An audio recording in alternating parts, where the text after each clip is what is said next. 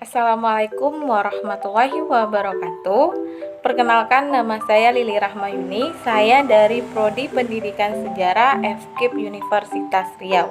Nah, pada video kali ini saya akan membahas mengenai Republik Indonesia Serikat, yang mana ada 4 pembahasan, yaitu yang pertama kita akan membahas mengenai apa yang dimaksud dengan Republik Indonesia Serikat.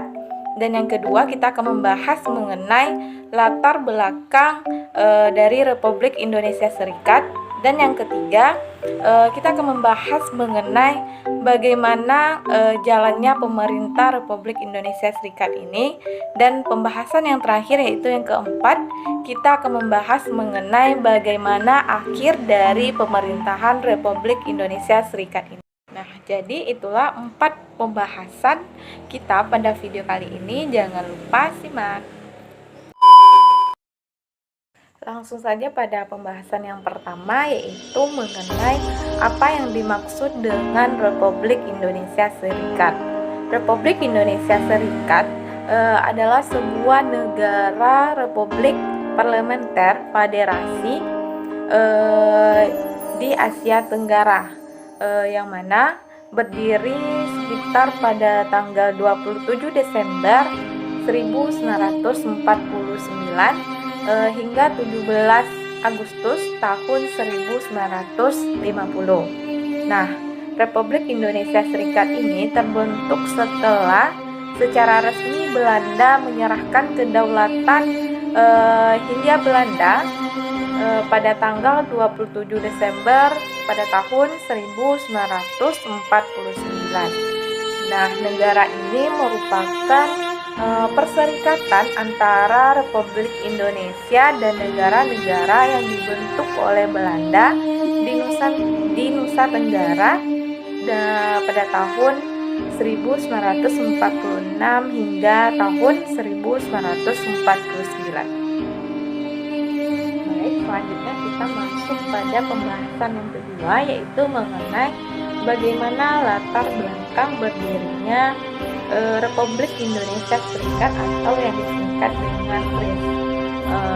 Yang menjadi latar belakang dari Republik Indonesia Serikat ini ada banyak peristiwa-peristiwa. Itu yang pertama, salah satunya Konferensi Malino, yang mana sekitar pada tanggal 15 Juli tahun 1946 ada seorang dari Belanda yang memprakarsa penyelenggaraan konferensi di Malino ini, yaitu Sulawesi Selatan, yang mana konferensi ini dihadiri oleh beberapa utusan dari daerah yang telah dikuasai oleh Belanda sendiri. Nah, konferensi Malino ini membahas mengenai pembentukan negara-negara bagian dari suatu negara federal, yang mana berawal dari konferensi tersebut. Nah, Panmuk atas nama negara Belanda mulai membentuk negara-negara boneka, yang mana bertujuan untuk mengepung dan memperlemah keberadaan Republik Indonesia. Nah, selanjutnya ada beberapa peristiwa lagi yang menjadi latar belakang dari berdirinya Republik Indonesia Serikat. Itu yang kedua, Perjanjian Linggarjati, yang mana pihak Inggris telah mendesak tercapainya suatu kesepakatan sebelum menarik semua pasukan mereka dari Jawa dan Sumatera pada bulan Desember. Nah, pada bulan Oktober perundingan dimulai dan disepakati suatu gencatan senjata di Jawa dan di Sumatera. Lalu pada tanggal 12 November di Linggarjati, Belanda mengakui Republik sebagai kekuasaan de facto di Jawa, Madura dan Sumatera. Kedua pihak sepakat untuk bekerja sama dalam pembentukan suatu negara serikat yang berbentuk federal. Selanjutnya yang menjadi latar belakang berdirinya negara Republik Indonesia Serikat ini yaitu peristiwa agresi militer Belanda I. Nah, peristiwa agresi militer I ini merupakan serangan serentak yang dilakukan Belanda terhadap daerah-daerah di Republik Indonesia. Nah, perbedaan penafsiran terhadap perjanjian Linggarjati yang ditandatangani sekitar tanggal 25 Maret 1947 merupakan faktor utama terjadinya serangan ini.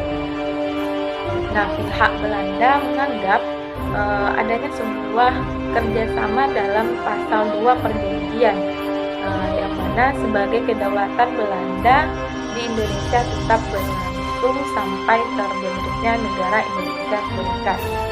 Lalu pihak Indonesia mengartikan kerjasama dalam pasal tersebut sebagai suatu kerjasama dengan pertanggungjawaban bersama dalam membentuk federasi dengan kedudukan yang setara. Nah, selanjutnya itu latar belakang dari peristiwa berdirinya Republik Indonesia Serikat ada mengenai peristiwa perjanjian Plainfield yang mana agresi militer I yang dilancarkan oleh Belanda mendapat kecaman dari dunia luar. Perundingan tersebut terlaksana pada tanggal 17 Januari tahun 1948 di sebuah kapal perang Amerika Serikat. Nah, yang kemudian disebut sebagai perjanjian Plainfield. Nah, perjanjian ini berisikan yang pertama itu Belanda tetap berdaulat sampai terbentuknya Republik Indonesia Serikat. Yang kedua, Republik Indonesia sejajar kedudukannya dalam Uni Indonesia Belanda. Yang ketiga, sebelum Republik Indonesia Serikat terbentuk, Belanda dapat menyerahkan kekuasaannya kepada pemerintah federal sementara. Dan yang keempat, Republik Indonesia menjadi negara bagian dari Republik Indonesia Serikat. Dan yang kelima, antara 6 bulan sampai 1 tahun akan diselenggarakan pemilihan umum untuk membentuk konstituensi Republik Indonesia Serikat. Dan isinya yang terakhir itu mengenai tentara Indonesia di daerah pendudukan Belanda harus dipindahkan ke daerah Republik Indonesia. Selanjutnya, yang menjadi latar belakang dari berdirinya Republik Indonesia Serikat yaitu agresi militer Belanda II, yang mana pada dasarnya agresi militer Belanda II dilatar belakangi karena kegagalan PBB dalam menyelesaikan konflik antara Belanda dan Indonesia melalui jalan perundingan. Nah, Belanda tetap bersikeras untuk menguasai Indonesia. Nah, dari kejadian tersebut Indonesia sudah memproklamirkan kemerdekaannya. Nah, lalu agresi militer Belanda II terjadi pada tanggal 19 Desember tahun 1948. Nah, sebelum meletusnya agresi militer Belanda II sudah disepakati perjanjian Plainfield. Namun ternyata Belanda mengkhianati perjanjian tersebut, lalu mereka menolak adanya pembagian kekuasaan dan tetap ingin menguasai Republik Indonesia seutuhnya. Selanjutnya yang menjadi latar belakangnya yaitu perundingan Roem-Roen, yang mana Belanda menganggap bahwa Republik Indonesia bisa menjaga kestabilannya dan keamanan wilayahnya dengan kondisi politik Republik Indonesia yang tengah mengalami pergolakan.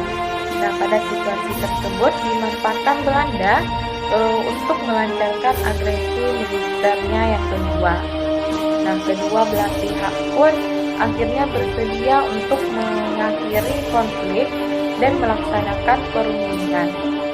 Nah, perundingan ini dinamakan perundingan Roem-Roen pada tanggal 14 April sampai 7 April tahun 1949 di Jakarta, yang mana perjanjian ini berisikan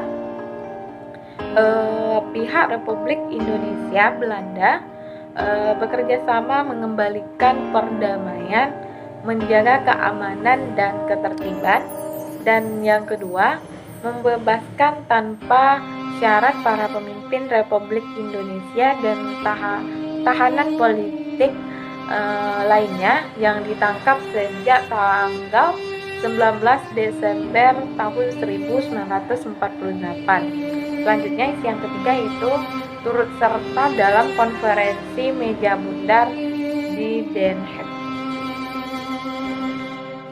Selanjutnya latar belakang dari berdirinya Republik Indonesia Serikat ini yaitu konferensi inter-Indonesia, yang mana merupakan konferensi yang berlangsung antara negara Republik Indonesia dengan negara-negara boneka atau negara bagian bentukan Belanda yang tergabung dalam BFO. Nah, yang mana pada pembentukan tersebut diharapkan oleh Belanda akan mempermudahkan Belanda untuk kembali berkuasa di Indonesia. Nah, yang terakhir yang menjadi latar belakang berdirinya Republik Indonesia Serikat ini yaitu konferensi meja bundar, yang mana konferensi ini dilaksanakan sekitar pada tanggal 23 Agustus sampai 2 September tahun 1949. Nah, isi dari KMB ini atau konferensi meja bundar ini yaitu yang pertama, kerajaan Belanda menyerahkan kedaulatan atas Indonesia yang sepenuhnya tanpa syarat dan tidak dapat dicabut kembali kepada Republik Indonesia Serikat.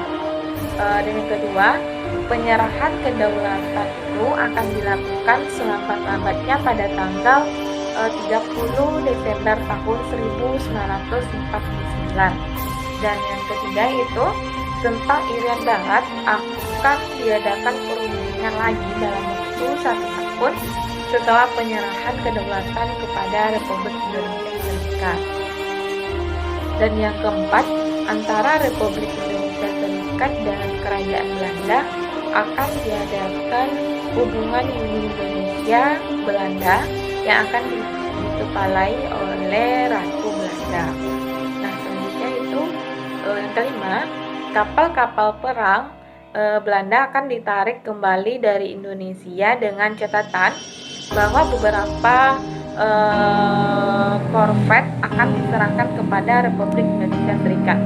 Nah, isi perjanjian yang terakhir yaitu tentara kerajaan Belanda akan selekas mungkin ditarik mundur dari Indonesia, sedangkan tentara kerajaan Hindia Belanda akan dibubarkan dengan catatan bahwa para anggotanya yang diperlukan akan dimasukkan dalam kesatuan.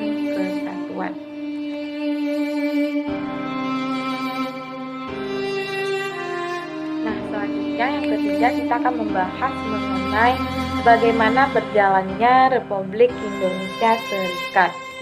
Nah, sekitar pada tanggal 14 November tahun 1949, rombongan delegasi Indonesia di bawah pimpinan Muhammad Hatta tiba kembali di Yogyakarta. Nah, dari hasil konferensi meja bundar perlu diratifikasi oleh semua negara dan daerah otonom yang akan menjadi anggota Republik Indonesia Serikat. Nah, dalam hal ini pemerintah Indonesia dan semua negara-negara federal bentukan dari Framework. Kemudian pada sekitar tanggal 16 Desember tahun 1949 di Yogyakarta, Panitia Pemilihan Nasional Republik Indonesia Serikat memilih Ir Soekarno menjadi Presiden Indonesia Serikat dan Muhammad Hatta sebagai Wakil Presiden. Nah, selanjutnya itu mengenai beberapa bentukan dari kondisi berjalannya Republik Indonesia Serikat. Yang mana ada beberapa bentukan. Yang pertama itu kondisi politik dan konstitusional Republik Indonesia. Nah, kondisi terpenting dan utama yang perlu diperhatikan oleh Republik Indonesia adalah di bidang politik dan konstitusional, yang mana setelah semua alat-alat kelengkapan Republik Indonesia Serikat terbentuk, muncullah sebuah gangguan bahkan kekacauan terutama di bidang politik. Lalu yang kedua yaitu keadaannya di keuangan dan ekonomi Republik Indonesia Serikat. Nah, pada keadaan keuangan dan ekonomi Republik Indonesia Serikat ini, perekonomian suatu negara menjadi satu permasalahan yang sangat penting karena untuk negara yang baru berdiri perlu didukung oleh ekonomi yang cukup kuat. Nah, berdirinya negara Republik Indonesia Serikat ini sebagai negara berdaulat tidak serta mendukung secara ekonomi. Nah, namun dengan hutang-hutang yang harus ditanggung oleh Republik Indonesia Serikat, Republik Indonesia Serikat ini harus segera membenahi dan menyelesaikan permasalahan ekonomi tersebut. Nah, jadi kesimpulannya pada masa berjalannya Republik Indonesia Serikat ini penuh dengan banyak hutang.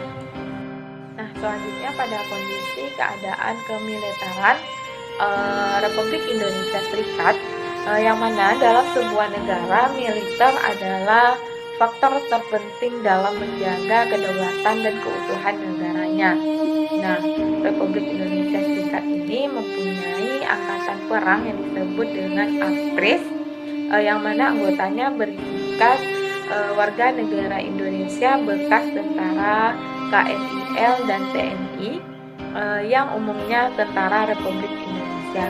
Nah, dalam konferensi Inter-Indonesia di Yogyakarta ini telah mengambil kesepakatan mengenai angkatan bersenjata Republik Indonesia. Nah, selanjutnya itu mengenai keadaan kebudayaan dan keadaan sosial dari Republik Indonesia Serikat ini. Nah, pemerintahan Indonesia dari Belanda bersedia membuat kesepakatan dalam bidang kebudayaan seperti dalam bidang pendidikan. Indonesia dan Belanda bersepakat untuk saling memberikan pengajaran dan pengetahuan untuk kemajuan masing-masing antara Belanda dan Republik Indonesia Serikat, yang mana bersepakat bahwa dalam pengetahuan, pendidikan, serta kebudayaan diadakan kerjasama dalam pembinaan dan pembangunan kebudayaan. Nah, lalu pada bidang sosial, yang dibahas adalah mengenai status kepegawaian para pegawai yang berkewarganegaraan Belanda yang bekerja di Indonesia, yang mana pada pihak Indonesia dan Belanda pun berunding untuk mencapai kesepakatan mengenai permasalahan ini. Nah, masuk pada pembahasan yang terakhir, yaitu berakhirnya Republik Indonesia Serikat. Nah, Indonesia semenjak proklamasi kemerdekaan menghendaki suatu negara kesatuan yang melindungi dan yang meliputi segenap bangsa seluruhnya. Nah, pembentukan Republik Indonesia Serikat ini dipandang sebagai hasil politik Belanda yang semata-mata untuk memecahkan belah persatuan bangsa Indonesia. Nah, jadi itulah sebabnya setelah pengakuan kedaulatan di mana-mana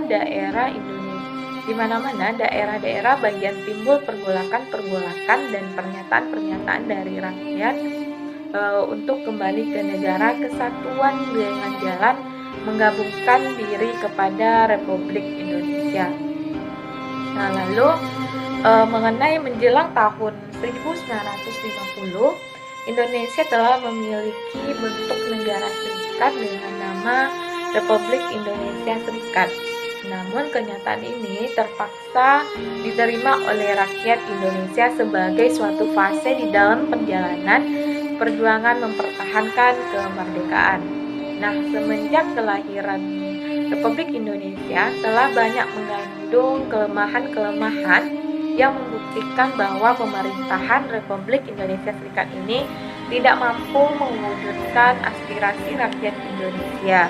Nah, sehingga mendorong timbulnya keinginan untuk mengubah Republik Indonesia Serikat untuk kembali menjadi negara kesatuan.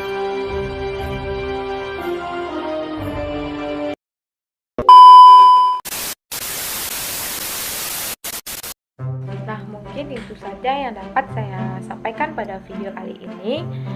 Kurang lebih saya mohon maaf. Sekian, terima kasih. Wassalamualaikum warahmatullahi wabarakatuh.